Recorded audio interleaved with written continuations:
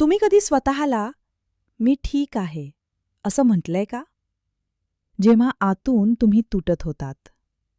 हसत राहिलात, पण मनात रडत होतात. किंवा डोळ्यात पाणी आलं होतं, पण स्वतःलाच थांबवलं. कारण लहानपणापासून आपल्याला एकच गोष्ट शिकवली गेली. रडायचं नाही, स्ट्रॉंग बन, विसरून जा. आपल्याला वाटतं भावना दाबल्या की त्या संपतात. पण न्यूरोसायन्स काहीतरी वेगळंच सांगतं. प्रत्येक वेळी जेव्हा आपण एखादी भावना दाबतो, ती नाहीशी होत नाही.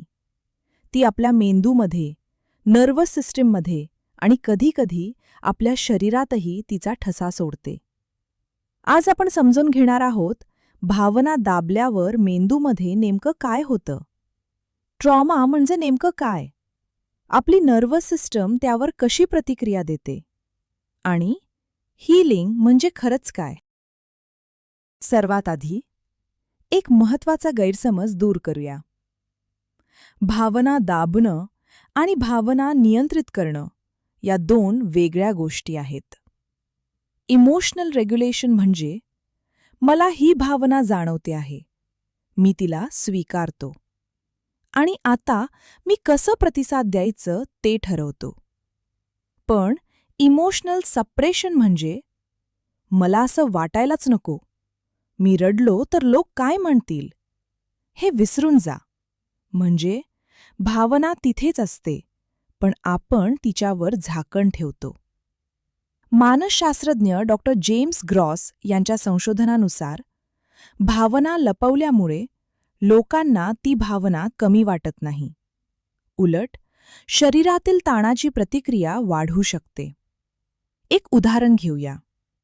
समुद्रकिनाऱ्यावरचा एक मोठा बॉल पाण्याखाली दाबून ठेवा. जोपर्यंत तुम्ही जोर लावत राहता, तो खाली राहतो. पण जशी पकड सैल झाली, तो अधिक वेगाने वर येतो. भावनांचंही अगदी तसंच आहे. त्या नाहीशा होत नाहीत, त्या फक्त योग्य वेळेची वाट पाहतात. आता जाऊया आपल्या मेंदूमध्ये. मेंदूमध्ये एक लहानसा भाग असतो, ॲमिग्डाला. याला आपण ब्रेन्स अलार्म सिस्टम म्हणू शकतो. याचं काम धोका ओळखणं. फक्त शारीरिक धोका नाही, तर भावनिक धोका देखील. नकार मिळणं, अपमान, एकटं पडणं, विश्वासघात.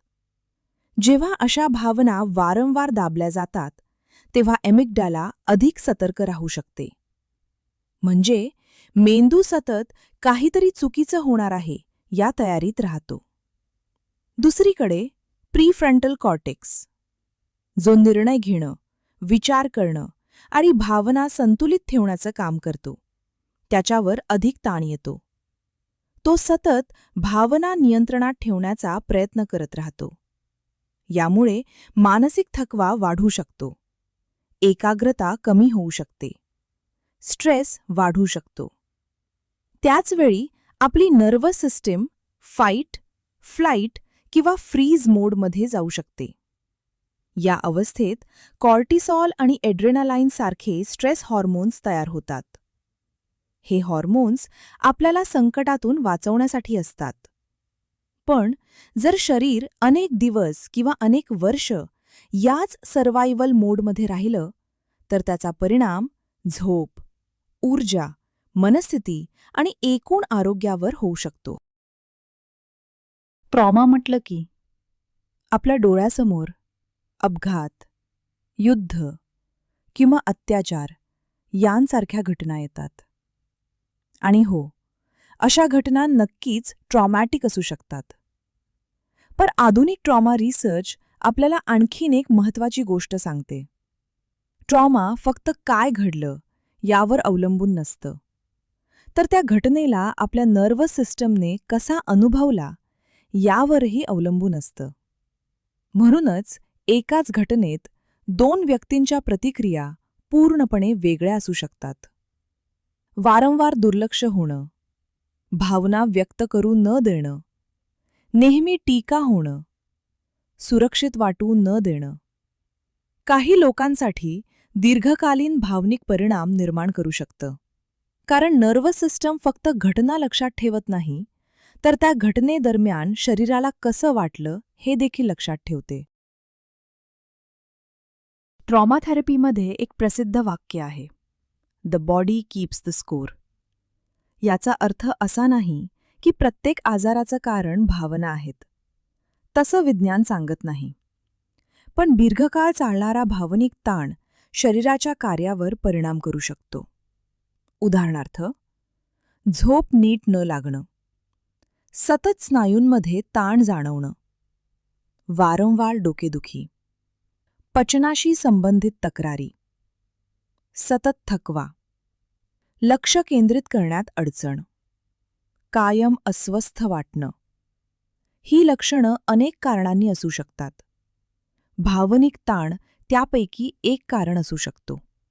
कधीकधी ज्या भावना शब्दात व्यक्त झाल्या नाहीत, त्या शरीर त्याच्या भाषेत व्यक्त करू लागतं. इथे एक अतिशय महत्त्वाचा गैरसमज दूर करूया. जेव्हा आपण म्हणतो भावना दाबू नका, याचा अर्थ जे वाटतं ते लगेच समोरच्याच्या तोंडावर बोलून टाका, असा अजिबात नाही. कारण भावना व्यक्त करणं आणि भावनेच्या भरात प्रतिक्रिया देणं या दोन पूर्णपणे वेगळ्या गोष्टी आहेत.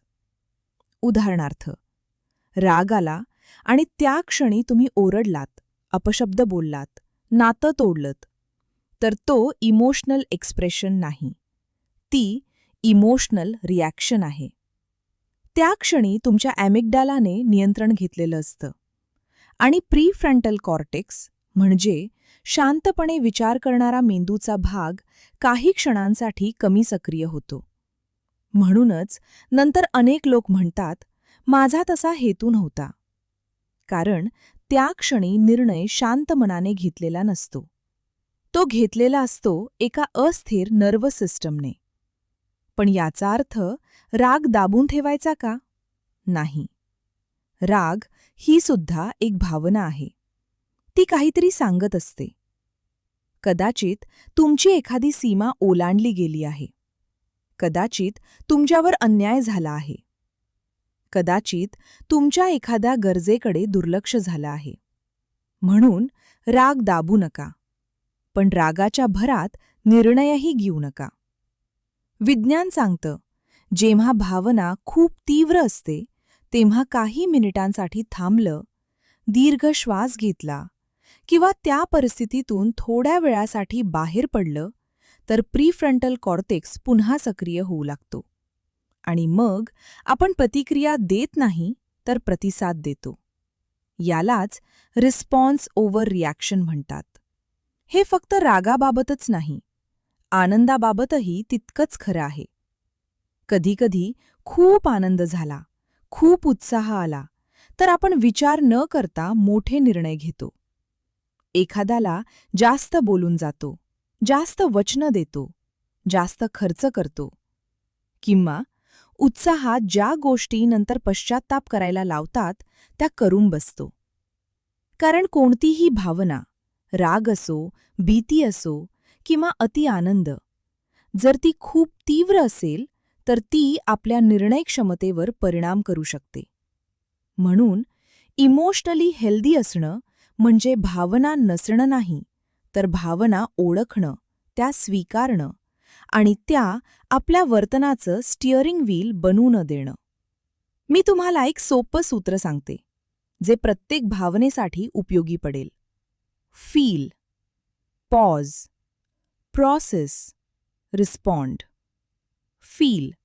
सर्वात आधी स्वतःला विचारा, मला आत्ता नेमकं काय वाटतंय? राग, दुःख, भीती, लाज, निराशा की आनंद? पॉज. एक दीर्घ श्वास घ्या. 10 सेकंद थांबा.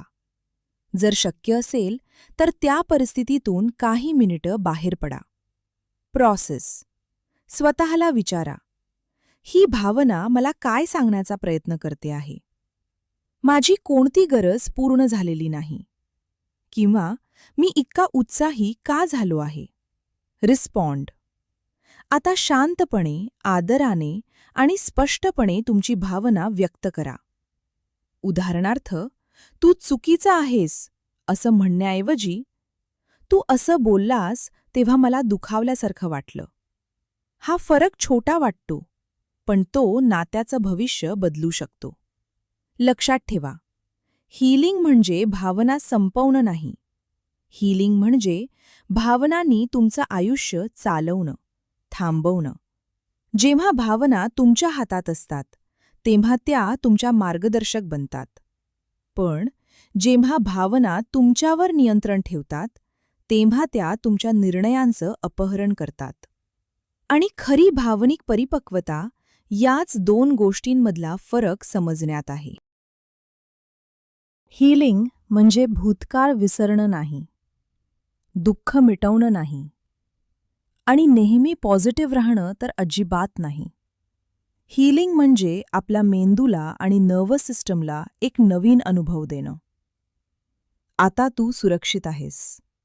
संशोधनानुसार जेव्हा आपण भावनांना नाव देतो, विश्वासू व्यक्तीशी बोलतो, जर्नल लिहितो, माइंडफुलनेस प्रॅक्टिस करतो, ब्रीदिंग एक्सरसाइजेस करतो, गरज असेल तर थेरपी घेतो, तेव्हा मेंदू हळूहळू नवीन न्यूरल कनेक्शन्स तयार करू शकतो आणि नर्वस सिस्टम सततच्या सर्व्हायव्हल मोडमधून पुन्हा रेग्युलेशनकडे येऊ शकते.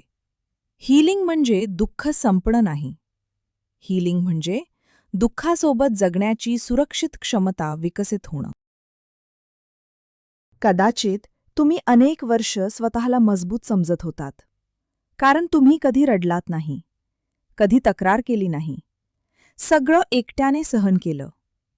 पण खरी ताकद भावना दाबण्यात नाही, तर त्या ओळखण्यात आहे, त्यांना स्वीकारण्यात आहे आणि सुरक्षितपणे व्यक्त करण्यात आहे. कारण भावना तुमच्या शत्रू नाहीत, त्या तुमच्या मेंदूने पाठवलेले संदेश आहेत. आणि जेव्हा आपण ते संदेश ऐकायला शिकतो, तेव्हाच हीलिंगची खरी सुरुवात होते. आता मला तुमच्याकडून एक छोटंसं काम करून घ्यायचं आहे. आज या व्हिडिओनंतर स्वतःला एक प्रश्न विचारा. मी कोणती भावना अनेक वर्षांपासून दाबून ठेवली आहे? राग, दुःख, भीती, अपराधीपणा? की अशी एखादी भावना जिला तुम्ही कधीच व्यक्त होऊ दिलं नाही? जर तुम्हाला सुरक्षित वाटत असेल, तर त्या भावनेचं फक्त एक नाव खाली कमेंटमध्ये लिहा. संपूर्ण गोष्ट सांगायची गरज नाही. फक्त राग, दुःख, भीती, एकटेपणा किंवा मी अजून शोधत आहे, इतकं सुद्धा पुरेसं आहे. कारण कधीकधी हीलिंगची पहिली पायरी कोणालाही समजावून सांगणं नसतं, तर स्वतःसमोर प्रामाणिक होणं असतं. आणि लक्षात ठेवा, या कमेंट सेक्शनमध्ये कोणाचाही न्याय केला जाणार नाही. ही एक सुरक्षित जागा आहे, जिथे आपण एकमेकांना समजून घेण्यासाठी आलो आहोत.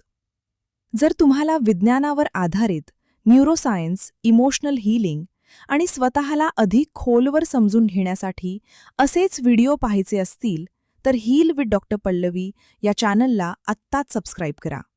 कारण आपण इथे फक्त प्रेरणा देत नाही, आपण बदलामागचं विज्ञान समजून घेतो. आणि शेवटी हे एक वाक्य कायम लक्षात ठेवा. हीलिंग तेव्हा सुरू होत नाही जेव्हा वेदना संपते. हीलिंग तेव्हा सुरू होते जेव्हा तुम्ही त्या वेदनेपासून पळणं थांबवता आणि स्वतःकडे करुणेने पाहायला सुरुवात करता. पुन्हा भेटू एका नवीन व्हिडिओमध्ये. तोपर्यंत स्वतःशी सौम्य रहा. कारण तुमचा मेंदू, तुमचं मन आणि तुमची नर्वस सिस्टीम तुमच्या विरोधात नाही. ती फक्त तुमचं संरक्षण करण्याचा प्रयत्न करत आहे.